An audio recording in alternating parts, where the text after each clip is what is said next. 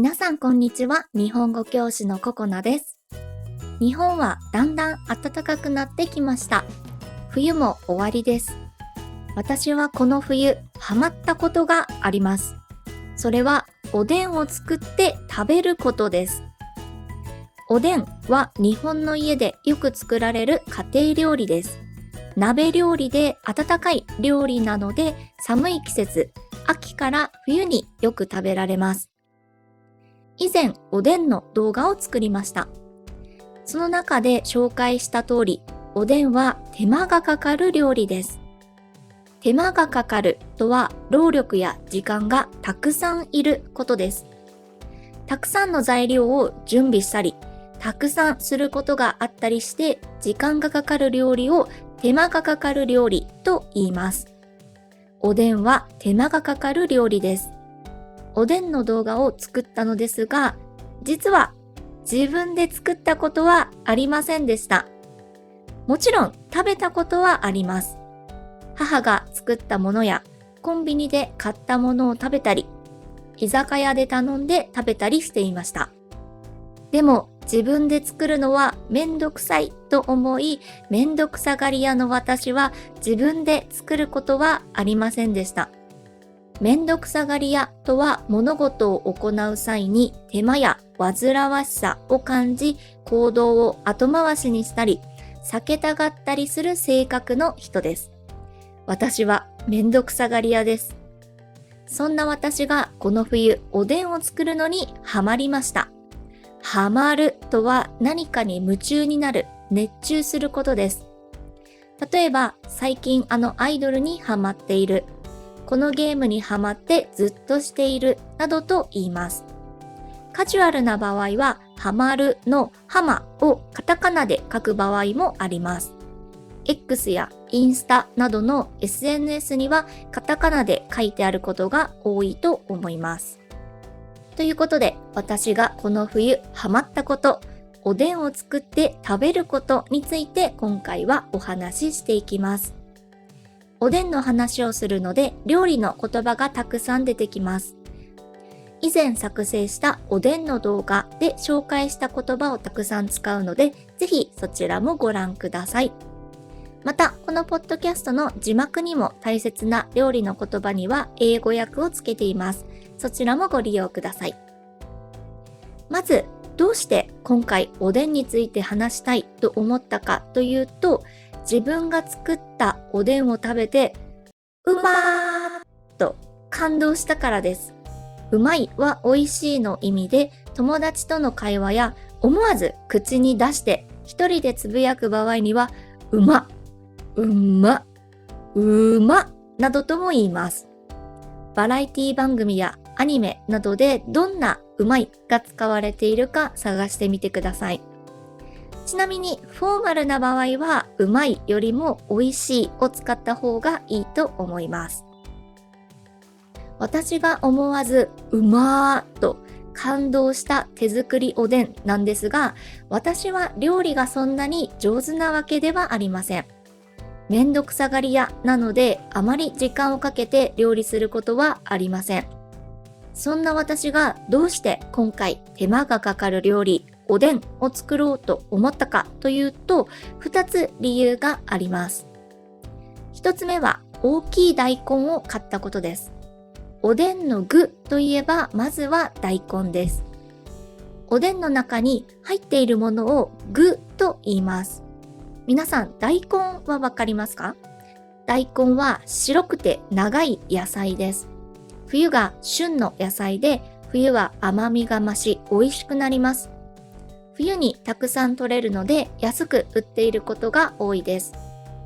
ある日スーパーに行って大きい立派な大根が安かったのでたくさん買いました。これをどうやって料理に使おうかと考えた結果、たくさん使うにはおでんしかないと思いました。2つ目は最近煮込む料理の美味しさを知ったからです。煮込むというのはいろいろな材料を入れて一緒に煮ること、また長い時間かけて煮ることです。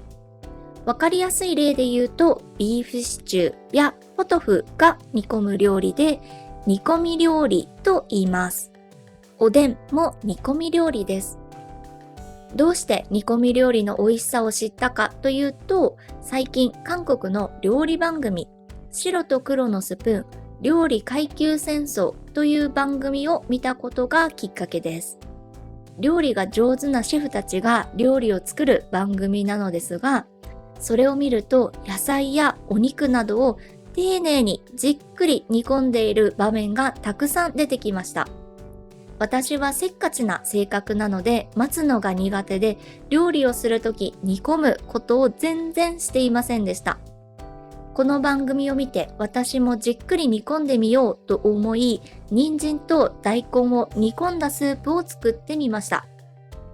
そうしたら野菜の味がスープにたくさん出て、いつもの何倍も美味しかったんです。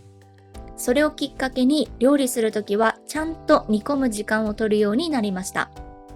ちなみにこの白と黒のスプーンはネットフリックス、ネトフリで見ました。面白いのでおすすめです。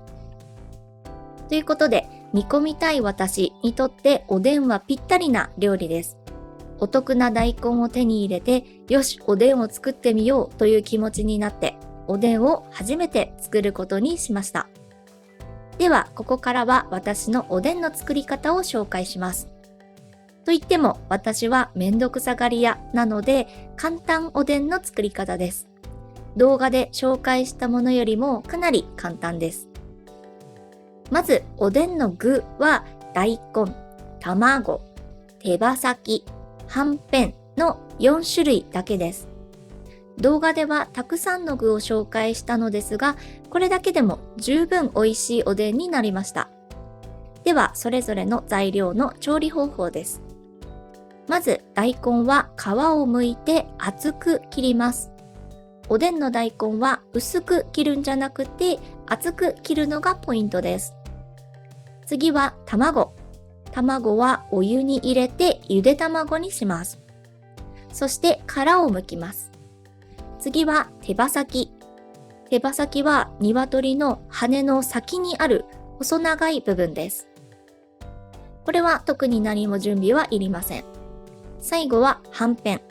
はんぺんとは魚のすり身に山芋、卵白、卵の白い部分などを混ぜて練ったものです。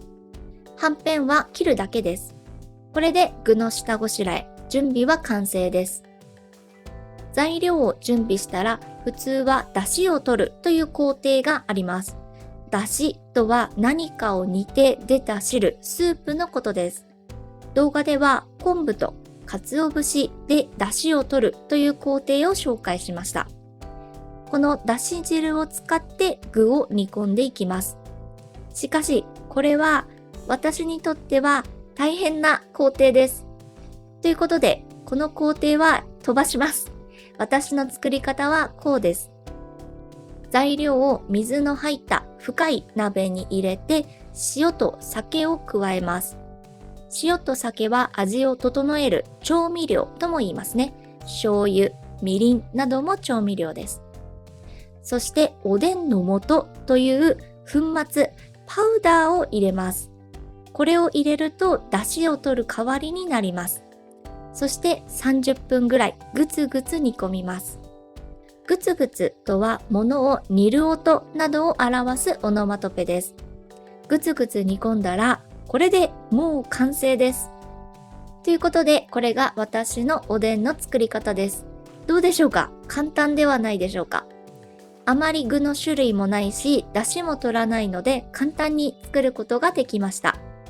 でも簡単なのにそれぞれの具の美味しい味が出て、それがまた具に染み込んで美味しいおでんになりました。最初に食べた時はあまりの美味しさにびっくりしてうまっとつぶやきました。私にこんな美味しい料理ができるなんてと感動しました。旬の美味しい大根と煮込むという工程のおかげで私が作っても上手にできたと思います。具を食べた後は残ったスープにうどんを入れました。茹で上がったうどんに刻んだネギをかけて食べてみると、うんまーと思わず声が出るほど美味しかったです。刻むというのは切って細かくすることです。うどんの麺に美味しいスープが染み込んで、刻んだネギとよく合い、本当に美味しかったです。簡単にこんなに美味しいおでんが作れると気づいて、この冬はこの簡単おでんを何回も作りました。具は大根と卵は毎回入れて、その他は里芋、こんにゃく、白滝、ちくわなどいろいろ変えて味の違いも楽しみました。ということで、今回は私の簡単おでんの作り方を紹介しました。料理の言葉をたくさん使いましたが、わかりましたでしょうか？皆さんはおでんを食べたことがありますか？秋から冬にかけていろんなお店でおでんを売っています。コンビニに置いていることもあります。もし機会があれば、ぜひおでんを食べてみてください。私は来年の冬もおでんを作ろうと思っています。最後までお聞きいただきありがとうございます。ではまた次回お会いしましょう。さようなら。